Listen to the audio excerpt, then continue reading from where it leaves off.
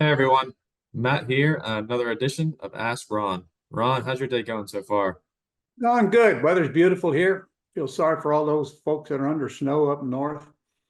And I can remember when that was me, but at least I had the sense enough to move south.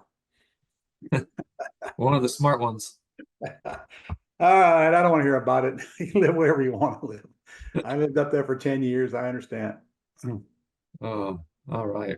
So our first few questions of the day are from Tony and Angie Stewart up in Ohio. Of course they are. They start us off with, it is our policy to contact a quality lead immediately after they have called a pat lead. However, do you see any value in waiting to contact a quantity league, Gold Club, or VA sourced until they have had an opportunity to be beaten up by the market a little, perhaps a No, week or two? contact all your leads immediately. You don't know, somebody will buy them probably before you get to it, or they'll go list them if you stall around on them. Contact them immediately, but remember, a lot of them you got to follow up on based on your conversation. All right. There you go, Tony and Angie. Moving on to the next question. They say, on the December 22nd episode of Ask Ron, you said that you are targeting ugly houses more at this time. Can you expound on this? I'm targeting ugly houses more at this time. Um, how do I expand that? Maybe We are why? we're doing wholesale deals and terms deals, but we're targeting the lower end of the market because we've been pretty good at wholesale houses this year. I mean, I look back and the first five of them we netted $147,000 on, and quickly. I think the longest one took about almost a month to sell. The rest of them went like that. Some of them went 2 or 3 days gone. So there's no reason not to do those because the ugly ones without finding some pretty ones along the way. And simultaneously, we've bought several terms deals this year as well. In fact, I got one ugly house in rehab right now and two terms deals in rehab right now. So I do it all. So I'm not saying I'm only going to do wholesale deals. Unfortunately, that's what a lot of your investors do out there, and they're missing the boat. You take whatever comes at you, no matter what kind of advertising you run. You're going to generate both pretty houses and ugly houses, both terms deals and all cash deals. So I just know that the abundance of the deals are in the lower end of the market, wherever it is where you live. And when it comes to the junkers, they're absolutely in the lower end of the market. And that's where you target. You go where you think your market is, and that's where it is for those. But you're going to get low end terms deals as well. So I'm not saying not market for terms deals, but people out there trying to get through their first or second or third deal, just focus on wholesale and take what comes. There's nothing wrong with a big old check, That's right. as long as it cashes. That's right. Okay, moving on to the next question. They say, what are your thoughts on equity sharing with the seller as a strategy on acquiring houses? I, I, I wouldn't even dream of it. Okay. I don't want the seller in my life after I buy the house. And, sometimes on commercial projects, maybe, because that eliminates me from having to buy the property before I do whatever we're going to do with it. But on a house, what do you need the seller for? You're either going to buy it on terms, or you're going to buy it all cash. Either way, it's the private lender's money or no money. So what do you need them for? Why would you want to partner with them when you don't need a partner? And I'll say the same thing about all partnerships. A lot of people put them together to get into the business because they think they need a partner. Well, I can't tell you how many of those partnerships I've broken up when I just look at one and say, well, what do you need him for? What do you need her for? They'll never have an answer. The next thing you know, they realize they shouldn't be together. They just need somebody to bring it up. Because the reality is, partnership where two partners are trying to do the operating is almost never going to work. Okay, money partner versus operating partner. Oh, they work all the time. That's what I do with the students. But they're one deal partnerships. Okay, they're not a partnership where we get into and when we everything we do is partnered. That won't last long. I can almost assure you that. Perfect. All right, we have Why two would I more questions. buy? Why would I want to buy a house and rehab it and retail it and give my partner 50% when I can get a private lender to put up the money and give them an 8% annual interest rate? Doesn't make any sense. It's a good point right there. All right, there are two more questions from Tony and Angie. Their next one is, I've been hearing in my RIA group about using an S corp with my LLC B of the four LLCs. What would your criteria for using an S corp rather than just an LLC B? LLC B or D? B as in boy. B. You don't need an S corp because you're not a professional. That's what they're used for, like accountants and attorneys and so forth. And you, when you do your tax return every year, you're going to have to pay some FICA and FUTA because they're probably going to make you take taxes out of your income. They're going to probably want you to pay yourself a salary, and there's no need for that. So I don't know what they're saying in your club, so I can't comment on that. Maybe they picked on something that I haven't seen, but right now I have no reason whatsoever for you to use an S corp anywhere in your business. All right, there you go, Tony and Angie. Ron, we've come up to their last question of the day from Tony and Angie, and they say, what are your thoughts on recording a memorandum when we have a deal under contract to protect the deal? Used to do that way back, Tony. Don't do it anymore. In fact, a lot of courthouses got to the point to where they had to have the seller sign that memorandum. And the truth is, I don't need it. I'm not worried about a seller backing out of the deal once I get it under contract, because I got them. They're the ones that are breaking their own contract. I got them. If I have to sue them, I'm going to win because they're obvious they're breaking their own contract. So I'm not worried about it. In fact, I can't remember in my entire life. Probably was one or two. They just don't do that. When they sign a contract, they just don't. Oh, they? Yeah, sure. Especially on a low income house where they don't have any money and somebody comes along and offers them $1,000 more. They'll probably take it and then ignore your contract, move out of town, and what are you going to do anyway? Okay. You can, of course, if they do sell once they're in a contract with you, you can sue them for money, but suing them and getting it's two different things. If they don't have any money when they sell you the house, what are you going to get if you sue them and you even get a judgment against them? So you don't need memorandum of contract, but if for some reason you think you do, then fine, get it recorded. But if you're going to get one, it'll probably have more teeth if the seller signs it. Back in the day, the seller didn't sign them. We just recorded that we have an option or we have a contract. All right, there you go, guys. Moving on to the next question for the day. This one's from Patty, who's also in Ohio. Patty says, I was about to set up my private lending website, but noticed you had equity trust mentioned in the videos. I've heard you say that you recommend Quest now. Will you be updating the videos soon with Quest, or should I go ahead? No need. There's no need. You're making a mountain out of a molehill. They probably didn't even hear it anyway. So if you get to the point to where you need to discuss with them on where to move your IRA to, then you just give them where you want them to move it to. They don't care.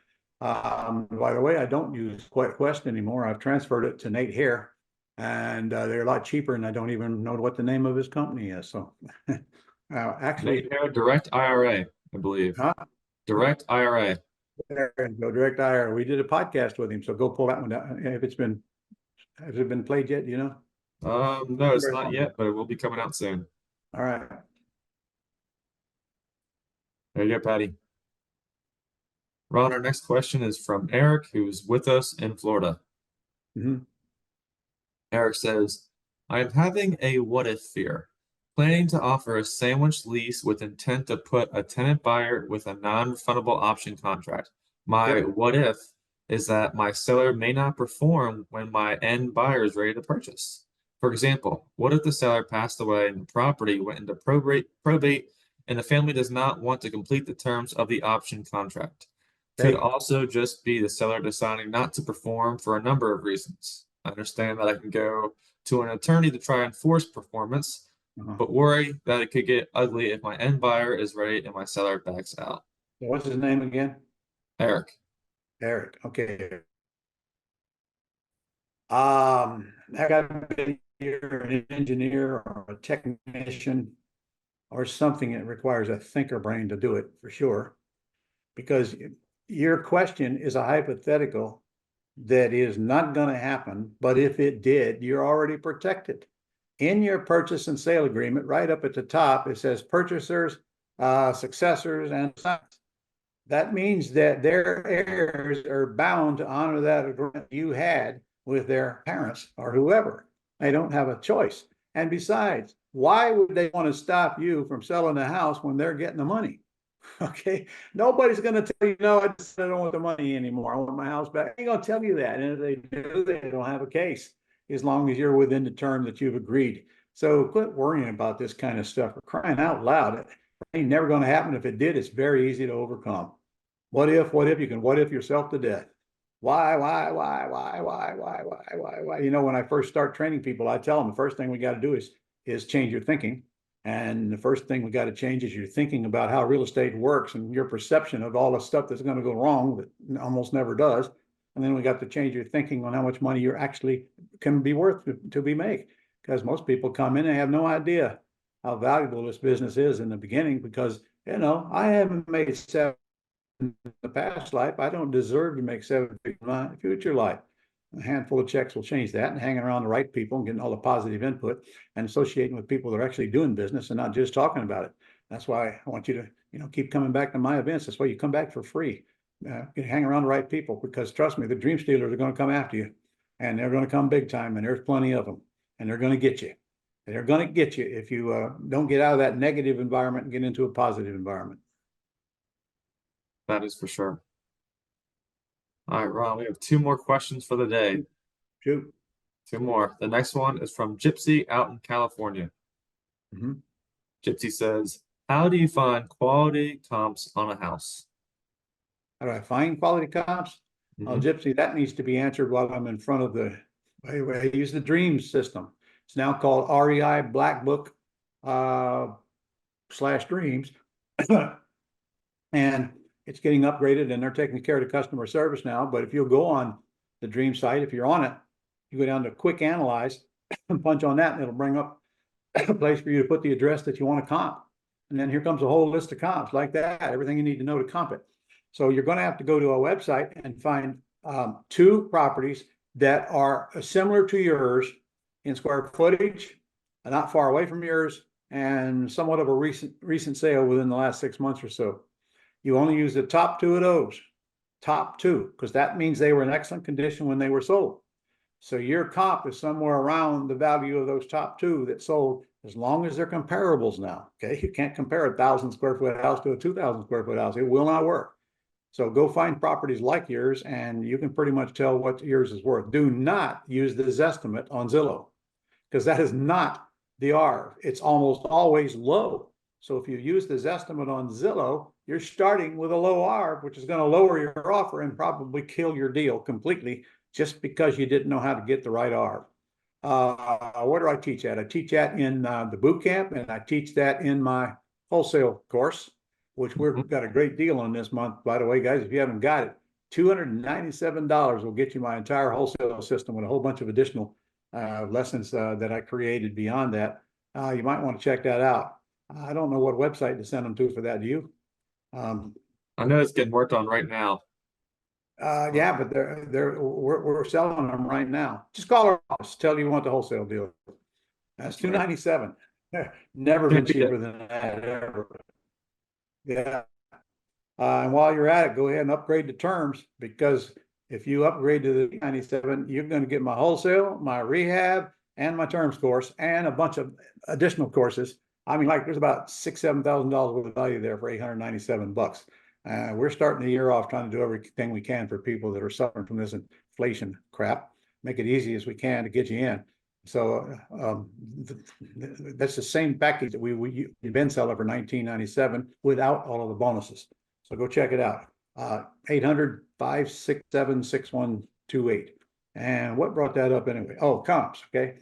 Wholesale. They're, of course, they're in my Quick Start Real Estate School. We go live on there in that. And I think there's a lesson on the Gold Club on comps. Yeah. So go to the box and put in comps. Yeah, I remember doing one. But it's a good question. It's an important thing. It's a big mistake a lot of people are making. They don't know how to get them.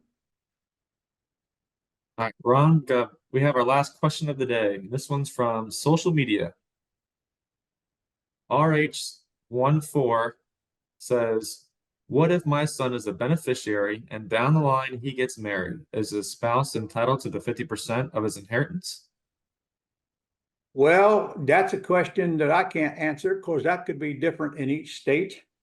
And it depends on how that interest is held. But if the son inherits the property, that doesn't mean that the wife is going to get any of it. But that would be like in Florida, that would not apply if they're both living in the house. In Florida, if they're living in the house, it doesn't matter if they're both on the deed, they both own the house. So, that's state by state rules, and it's a question for your attorney, not for me. All All right, right, Ron, that's it. that's all we got. Okay. Okay, y'all. Next week I'm doing the virtual Quick Start Real Estate School, and I'm only doing 3 of them this year. February we're going to be in Vegas. Great time to come to Vegas. Great time to come to Vegas. It's not smoking hot out there, and then you got a whole room full of people that you should be hanging around for that entire time.